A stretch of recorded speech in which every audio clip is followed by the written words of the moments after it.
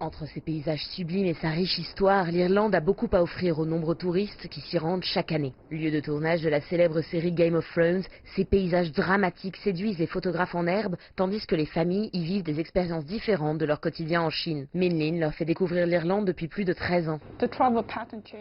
Au fil des années, les habitudes de voyage ont changé. Il y a beaucoup plus de petits groupes familiaux qui veulent faire toute l'Irlande. Maintenant, ils veulent aller plus dans le détail, ils veulent expérimenter la culture locale. Ils veulent voir les endroits où les gros bus ne peuvent pas accéder, où seules les petites voitures peuvent aller.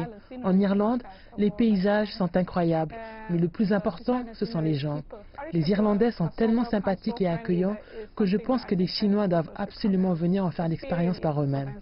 Le mariage de Tang Yijin et Zhang Ruoyun, star de la télévision chinoise suivie par près de 33 millions de followers sur Weibo, en juin dernier à Limerick, n'a fait que confirmer la tendance. Le nombre de touristes chinois a presque quintuplé depuis 2012. Tourism Ireland, l'agence nationale qui s'occupe de la promotion de l'intégralité de l'île d'Irlande, a lancé de nombreux programmes pour les séduire, mais aussi pour permettre aux acteurs du tourisme de mieux les accueillir. Cours de langue, informations culturelles, panneaux adaptés, tout est mis en place pour rendre leur voyage plus agréable.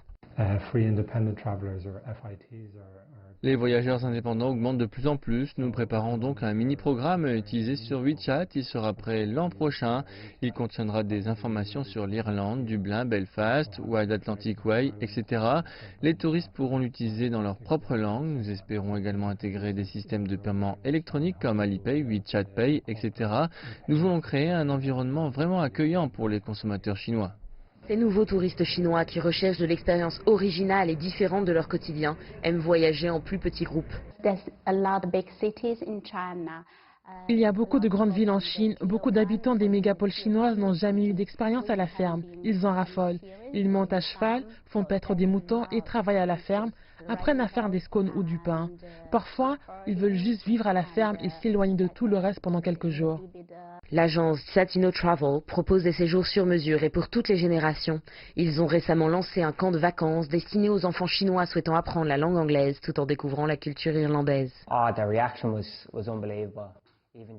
Leur réaction était incroyable. En allant de Dublin à Mayo, c'est un itinéraire très pittoresque. Je pouvais voir sur leur visage, leur expression disait « Waouh, oh, c'est vraiment cool !»